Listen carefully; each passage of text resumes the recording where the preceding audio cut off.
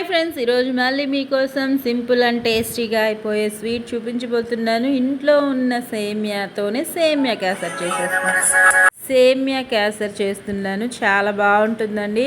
మీరు ఒక్కసారి ట్రై చేయండి, మళ్ళీ మళ్ళీ చేసుకొని తింటారు. ఇంట్లో ఈజీగా అయిపోతుంది. మనకి సేమియా అందరి ఇంట్లో ఉంటుంది కాబట్టి ట్రై చేయండి ఖచ్చితంగా. నా వీడియో నచ్చితే లైక్ చేయడం మర్చిపోకండి. సపోర్ట్ చేస్తూ సబ్స్క్రైబ్ చేసుకోండి, కామెంట్ పెట్టండి. ఇదిగోండి ప్రాసెస్లోకి వెళ్ళిపోదాము. జీడిపప్పు, బాదం పప్పు ఒక 10 గ్రామ్స్ తీసుకున్నాను, ఎక్కువగా లేవు. ఇంకా స్టవ్ వెలిగించేసి ప్యాన్లో నెయ్యి వేసుకున్నాము. మన స్వీట్కి ఎప్పుడైనా సరే నెయ్యి ఉండాలి. జీడిపప్పు, బాదం పప్పుతో పాటు నెయ్యి వేసుకుంటున్నాను. నేను 1 స్పూన్ అంత వేసుకుంటున్నాను.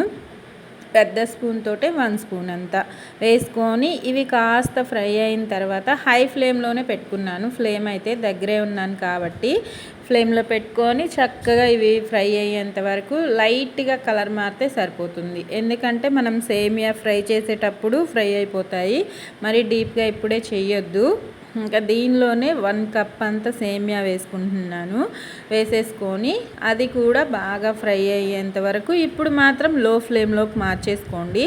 ఎందుకంటే సేమియాలు మాడిపోయే ఛాన్సెస్ ఉంటాయి కాబట్టి లో ఫ్లేమ్లోకి మార్చుకొని చక్కగా ఫ్రై చేసేసుకోండి. ఇవి కూడా ఒక 5 to 7 మినిట్స్లో ఈజీగానే ఫ్రై అయిపోతాయి.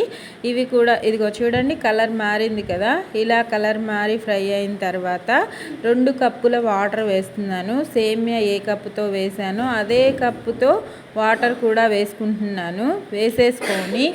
వేసుకొని హై ఫ్లేమ్లో పెట్టేసుకోండి. సేమియా ఉడికేటప్పుడు హై టు మీడియంలోకి మార్చుకుంటూ ఫ్రై చేసుకోండి. ఈజీగానే ఫ్రై అయిపోతాయి సేమియా కూడా.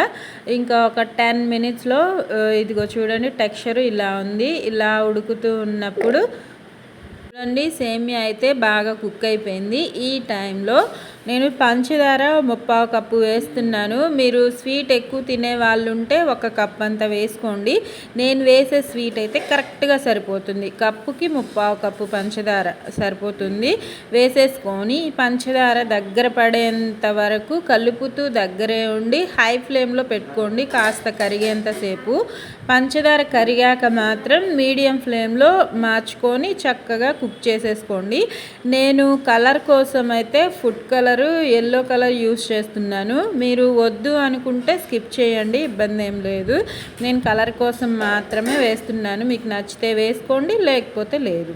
పంచదార క్వాంటిటీ మాత్రం కరెక్ట్గా సరిపోతుంది. మీరు కాస్త ఎక్కువ తింటే కప్పు పడుతుంది. ఇంకా షుగర్ పేషెంట్స్ అలా ఉంటే ఒక 1/2 కప్పు దాకా వేసుకోండి, ఇబ్బంది ఏమి ఉండదు.